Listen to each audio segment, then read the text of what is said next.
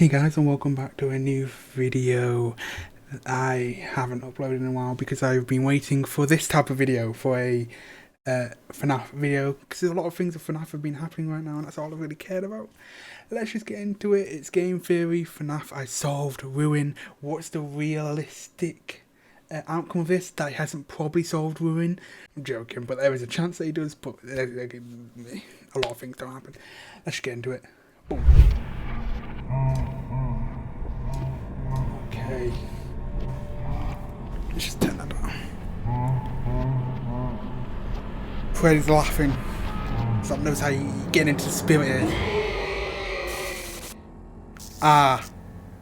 I do like it. Hello, Internet. Welcome to Game Theory, where today it's the best of times and it's the worst of times. I mean, on one hand, FNAF fans be eating good this month. Yeah. There's books, there's a teaser for the movie, there's a trailer for Security Breach's Ruin DLC. Heck, there's even a brand new FNAF VR sequel that literally got announced as I'm recording this episode. It is all super exciting stuff. I hope you're prepared to engorge yourself in lore like Chica consuming a pizza. It is literally the year of FNAF. Which is fitting since it's 2023 and that's the year of FNAF 3. Also, probably FNAF 6. Honestly, the only thing they're missing from this year is some sort of haunted attraction. But on the other hand, there is chaos in the wider Theorist community. Buried in this landslide of new material are a lot, and I mean a lot, of very significant lore drops that feel unusually explicit for this franchise. Hints to the origins of Henry, revelations about secret AI programs controlling the Pizzaplex, confirmation that Gregory was in fact Patient 46. But here's the thing, no one can actually agree on what it's all trying to say. Everyone recognizes that there's been a lot of very important stuff that's being revealed lately, but every online FNAF theorist that I've seen has taken the clues and wound up with a different solution to the puzzle. And normally that's not a big issue. That is the beauty of theorizing, to reach your own conclusions, to make your own predictions, to come up with your own personal headcanons as part of the internet hive mind's attempts to work together and solve a common mystery. There are going to be people that you agree with and people that you don't, and you know what? It's great either way. Except this time, we kind of gotta sort of figure it out. What we're talking about today is some major stuff. Everything that's coming out right now feels like it's trying to guide us into what the plot of Security Breach was meant to be. And now with Ruin coming out in July and building off of that initial game, I would have played that, but I haven't played the first one yet. Demanding that we solve things and quick. Our window is tight. So today I'm here to catch you up on all the major reveals and the ensuing controversies before throwing my purple hat into the ring on what I suspect it all means. Good news, bad news on today's episode, friends. Good news, I think we've been on the right track the entire time. Bad news, I don't think the wider FNAF community is gonna agree with me. This one is gonna be a battle, so are you ready, theorists? It's time to eat pizza and theorize, and I'm all out of pizza. Okay, first let me catch you up on the big FNAF drama. Let me set the stage. It's April. All of Team Theorist over here has just finished slaving away on our massive timeline for the series. We've done it. We are on the beach, coconut drinks in our hands, eager to take a break from the franchise until Ruin's release later in the year. But nope. Scott had himself some other plans. He smacked those beverages clean out of our hands and released 3 new books: Submechanophobia, The Bobby Dots Conclusion, and Nexi. Now, normally that wouldn't be too much of a concern, right? Books tied to this franchise have been coming out for years. It's just part of the content treadmill at this point, and it's not like they tend to add a whole lot. Only one in like every 6 stories is even remotely lore relevant, and even then the connection back to the games only exists if you squint at it. But oh no, friends, not this time. Across the 3 books, story after story after story seems to have significant lore implications. And not only that, they're also much more direct in the way that the information is presented, with characters and events mapping largely one for one onto characters and events from the games. If you're not in the habit of reading these things, and let's be honest, why would you when I could just do the homework for you? What I'm talking about might be a bit confusing, so I'm just going to explain by way of example. In GGY, one of the 4 stories that set the internet on fire, a young boy named Greg, with brown hair and big brown eyes, is a master hacker who's been reprogramming the animatronics at the Pizzaplex for evil deeds, including bumping off 3 school counselors that seem to be getting too close to the truth. He also has himself a habit of being good at the Pizzaplex's arcade games, leaving behind his initials GGY at the top of the game's leaderboard. Now, compare that information to what we get in the games. There's a young boy named Gregory with brown hair and big brown eyes who seems to be Patient 46, a master hacker that's reprogramming the animatronics at the Pizzaplex for evil deeds, including bumping off 3 therapist characters that also seem to be getting too close to the truth. He also has himself the habit of leaving the letters G GGY at the top of the leaderboards at various arcade cabinets throughout the Pizzaplex. Now that right there, that is not counting animatronic toes and trying to match up striped shirts. That is about as explicit of a one-to-one parallel that you get for this franchise. So when the story also reveals that Greg's nickname is Rab, aka Dr. Rabbit, you stand up and take notice. And you know what? The internet sees it. They recognize the connections and how important the books have suddenly become. No longer am I out there on my own little island shouting into the void about using the books to inform our speculation about the lore. Finally, the internet agrees with me. To me, this is a huge step in the right direction in terms of figuring out the wider lore of the franchise. You know, there's just one tiny little problem with this. No one can quite agree just how seriously to take this lore. After years of denying the book's canonicity, there's suddenly been a massive swing of the pendulum the complete other way, where now many pockets of the FNAF community vehemently believe that these most recent stories are fully canon with the games. In other words, we're no longer talking about an alternate universe where events are similar to the games, but with slight differences. Oh no. Now the debate is all about whether what you read in the books also happened in the Pizzaplex that we play through in the games. So that's the issue with the internet, is that they can never see, they can only see green, red. They can't see amber. They can't see the in-between. It can either only be fully canon or it can be not canon at all. It can't be slightly canon. So, the internet's a weird place. And people that take things too literal, too serious, they just need to slow down. It's sometimes in between. It's sometimes the middle, the grey area of the story. And yeah. So before we dive into that can of worms, let's just talk about the stories themselves. I already filled you in on GGY, which means it's time to talk about the other three which tell themselves a connected timeline of events. Starting with the first, the Mimic. This is the one that everyone has been losing their collective minds over. This story tells the tale of Edwin, a genius inventor and single father, and his hyperactive son, David. Basically, Edwin is overworked. Years ago, he sold his struggling robotics company to Fazbear Entertainment, who now has him hard at work turning their, quote, weird costumes into entertaining robots. With the first one that he's working on being a bright yellow chick. There's just one problem here, David. David is 4 in all the best and worst ways possible. It means that he's sweet and excitable, but it also means that he's moody and demands a lot of time and attention. Two things that Edwin does not have. So to fix his problem and get himself more work time, Edwin creates a piece of software known as Mimic 1. Using some spare robot parts, he makes a legless endoskeleton that's able to copy everything that David does. Basically, this thing's an AI that's using David as his training data. And while Mimic 1 starts by merely copying David, pretty soon it's able to respond on its own, independently. And David loves this thing, which means that Edwin is finally able to disappear into his work. Everything seems to be going well. Work so well, isn't it?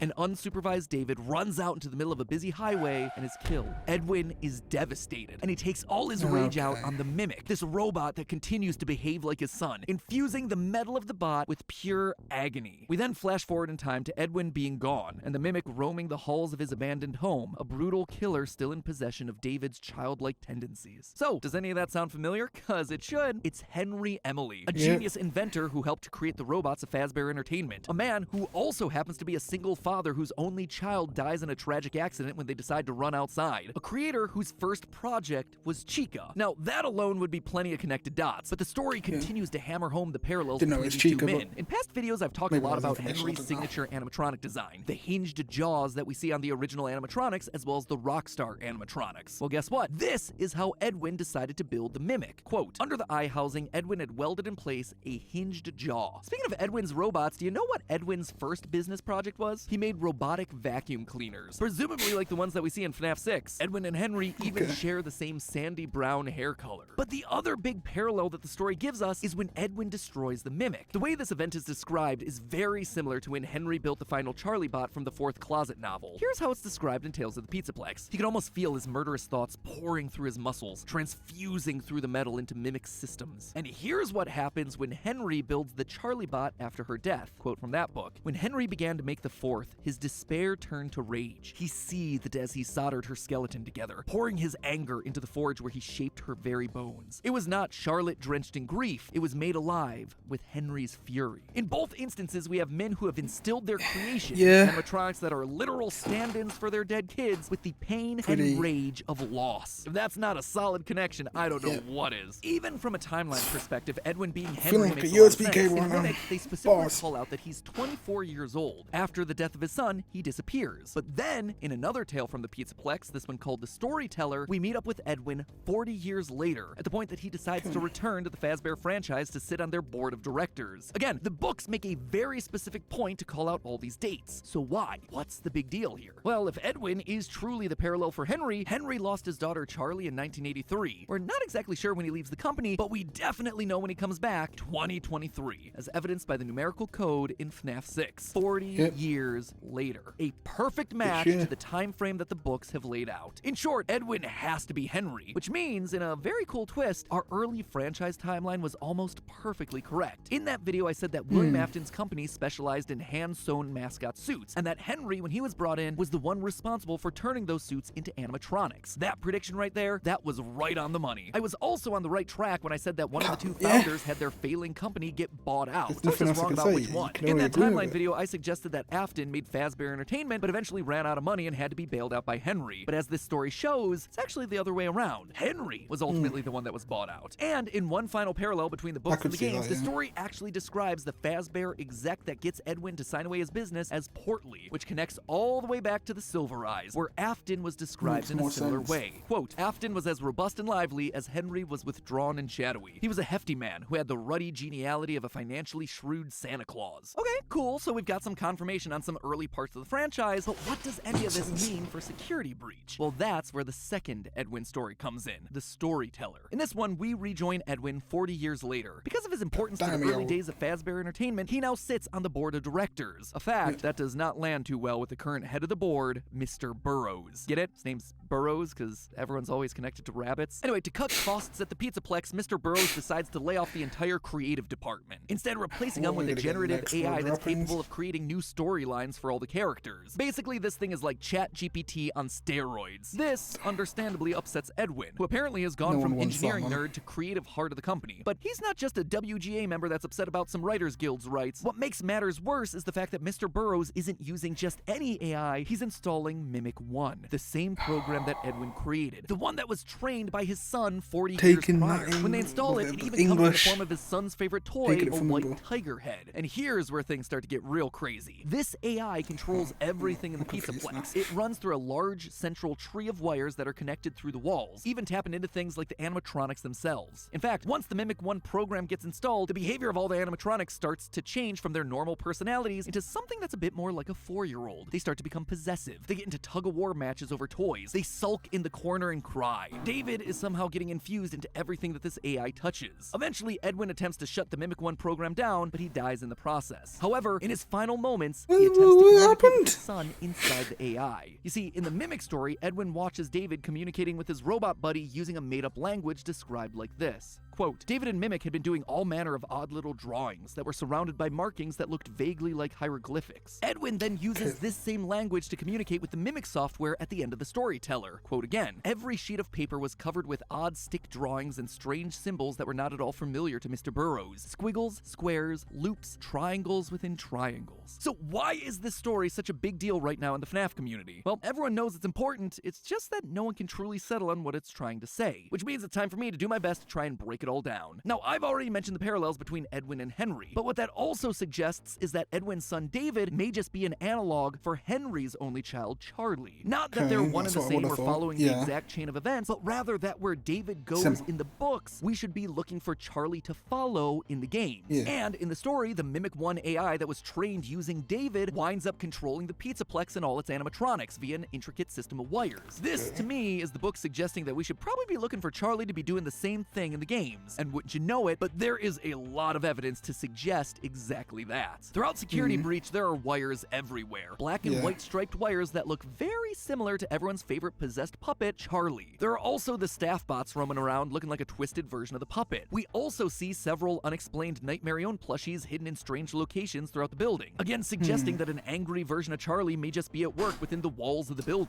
Am I not wrong? Oh, was it Nightmare on? Was it Nightmare on or Nightmare BB that wasn't canon? Ooh, okay, I think it was actually, no, I think Nightmare on is canon. Nightmare BB and Jackal Chica aren't canon. I think I could be wrong. Wait, but I don't know that. During my complete timeline, I suggested that the reason we were seeing so much puppet imagery throughout the Pizzaplex is because Charlie's possessing the building poltergeist style. Just like the house in that movie is possessed by angry spirits, the Pizzaplex is haunted by Charlie because it's built on top of the location of the FNAF 6 fire. Basically, her physical form may be gone, but her spirit is still going to haunt the building until Afton is destroyed. And again, I think that this latest story confirms that I was close about the what, but not necessarily about the how. I think Charlie is still very much here, but it's not a haunting, it's technological. And look at this. The wires are even formed in such a way that they look like the trunk and branches of a tree, exactly the way the Mimic's wires are described to run through the Pizzaplex in the book. Just like David's consciousness infected everything in the Pizzaplex during the Tale story, so too is Charlie infecting everything in the Pizzaplex of the games. But that's not all. Remember that in the book, Edwin uses an elaborate code of symbols, sticks, and shapes to communicate with his son inside of the Pizzaplex. It's designed as an elaborate code of triangles. Didn't we see this in the little room? That right there, that is the wall code in Security Breach's secret room. Remember that one? If not, here's the abbreviated translation. Break and mend, I built the breath. They hunt now, drawn to life. The storyteller here is giving us a clue that this wall code, these triangles within triangles, they were written by Henry. How? When? Not sure. Honestly, we hadn't even considered him as a possible person to have written this because he was supposed to be dead in the FNAF 6 fire. But if you look at the text with him in mind, the pieces all fit. Henry did build the breath. He was the creator of the animatronics. And in all stories about Henry, we hear about him repurposing old robotic parts. He is breaking and mending them. But midway through, this coded message starts to switch tones. It starts giving instructions. Quote again, dodge, duck, flash, shoot, crawl, run, crush the vile band. Your life, your aim will save those with soul. He's teaching someone their mission. He's giving some robotic AI their instructions, just like Edwin was trying to communicate with the AI in the book. It is their task to save those with soul. But look specifically at the verbs that are written here, especially shoot and flash. This one has to be talking to Gregory. Not only is he the one that's crushing the vile band of the Pizzaplex, all of those actions are things that he performs in the game. He is the only one shooting with the Faz Blaster. He is the only one flashing with the Faz Cam. It seems like Henry, in a last failsafe against Fazbear, may have built a protector using an AI program and spoke to it using his triangle within triangle code. And that protector has to be Gregory. I know, I can't let Robot Gregory go, I get it. But how else do you explain this? No one else is flashing and shooting. And remember, the story GGY confirms to us that Gregory is patient 46, whose secret therapy tapes are played right next to where this code is in the very same room. Everything in this one room is screaming that the message is for Gregory, written in a code that the books tell us is reserved for robot brains. But this then raises two major questions. First, how could I say that Gregory's a robot when we see him in GGY as just a kid at school? And secondly, GGY makes it clear that Gregory is a villain, hacking into the animatronics and using them to kill people. Apparently, all three of the former therapists have gone missing, or two of them are missing. One of them was found dead. The woman's body was pretty messed up. It looked like it was mangled by machinery. Gregory's pen name for a large portion of the book is Dr. Rabbit, for crying out loud. If that doesn't scream, oh, by the way, I'm also working for Afton, I don't know what does. He even calls himself the wizard's most favorite apprentice. So how can I say that he's working for Henry when it's very clearly being told to us that he's also working for William? Well, first off, we never actually see confirmation that he's a human in the books. In fact, we largely get the opposite. Gregory is actually described in the book as, quote, an unfamiliar kid who looked a little lost at the start of the school year. So there's no past with this kid, no growing old together with a group of friends. He just appeared out of nowhere one day. What's more, whenever his friends do something odd, Gregory reacts in a very robotic way. He cocks his head and he has a weird pause in his behavior. Is that a lot to go off of? No. But also nothing about him explicitly says that he's necessarily human, or that he's just the reluctant follower of Afton. But everything just says that he's a robot, but it's like you don't want him to be one, because it's just like, I just feel like it throws everything off, and it's just, it's dead. But at the same time, it'd be kind of cool if they do it right. We have to see what they're doing. But I mean, everything that suggests, like, cock at his head, like I said, you wouldn't do that. And then, of course, patient 46. I think that was the number. It's just, and then of course GGY, but he was, like I said, he was a child already, but it just makes sense. But you don't want it to make sense. Yeah, anyway. Obviously, the bigger question here is how. How can he be both a protector bot and an agent of Afton at the same time? This is also a question that's raised in the books. If GGY is saying that Gregory and Glitchtrap are in control of the animatronics, but then the storyteller is saying that an AI version of Charlie is controlling the animatronics, who's actually in control here? Both of these stories feel crucial to understanding Security Breach's lore, and yet they seem to contradict each other. So what is going on? Well, for that answer, we actually have to go to the trailer for the new Security Breach DLC, Ruin. In the last few seconds of footage for this new game, we see a glitching techno rabbit, glitching between two colors, green and purple. This effect is known as chromatic aberration, which is when the lens of a camera is unable to focus the different colors of light into the exact same point. Usually you see this sort of thing with red and blue, sometimes red and green. Purple and green is not usually the natural color combination for this sort of effect, which means that it's trying to tell us something. And this isn't the only time we see it. If you go over to securitybreachtv.com, which has been the go-to location for all online teasers for these games, the website has the Steel Wool logo down in the corner, glitched again between purple and green. Not only that, they're reverses of each other. Not just reflections, but actually facing in opposite directions. Well, we know that purple is always going to be the villain color. It's evil. That is a given for this franchise. But green, that then, is probably the opposite color, the hero color. And while it could represent Elizabeth with her signature green eyes, what I suspect is more likely is that the green is Charlie, the color of the security puppet's eyes, the color of the wristband that she was wearing the night that she died, all green. So within Gregory, and honestly within all of these animatronics, there's a capacity for both good and evil. Glitchtrap is in the code, obviously. He's purple, but there's also a force for good, Charlie, in there as well as green. And what we're playing through is a battle between these two to ultimately decide who wins. That's why the tiger head and the Tales from the Pizzaplex story has two differently colored eyes. It shows two forces at work within the same program. This also explains why throughout the game, the other animatronics are getting corrupted, but why Glamrock Freddy isn't. He's booted in safe mode. The storyteller establishes that all the animatronics are hooked into the computer network that controls the Pizzaplex. By glitching out and then rebooting in safe mode, Glamrock Freddy is separated from that system, as well as any sort of corruption that's happening within it. And just like that, it all became crystal clear. The reason we have two stories telling us about two different sources of control over the animatronics in the Pizzaplex isn't because Scott changed his mind or because Steel Wool didn't get the memo. It's because Ruin is literally going to be a battle for control. The forces of evil, Glitchtrap, versus the forces for good, Charlie. One who wants to kill kids and use their souls to gain eternal life, and another who wants to put it all to rest and protect those who can still be saved. And Gregory is stuck there in the middle, both of them existing inside of him. Like he says himself at the end of the trailer, "Don't give up on me yet." But hey, that's just a theory. A game theory. Thanks for watching. And hey, if you want to see more of my live theory crafting and already seen it. So that makes sense, but of course all the theories make sense because that's the whole point. You're supposed to get things, collect them together and make them make sense. Do I think that is a possibility, that could be real? Yes. Something about it feels weird though, I don't know what it is. I can't put a finger on it. It's a robot, is that there's just too many things that could be something else. Villain could be, they could be a villain, they could be the hero. I don't know. We'll have to see. Ruin is coming out in a month or two. I would love to play it, but it's like I don't have the game. I haven't played the first part, but I've seen the first part. If you would like me to play it, just say. And there's probably no one watching it, but you know, like I was saying, let's just end the video here. I'm rambling. Please like and subscribe. See you in the next video, whenever that is, and peace.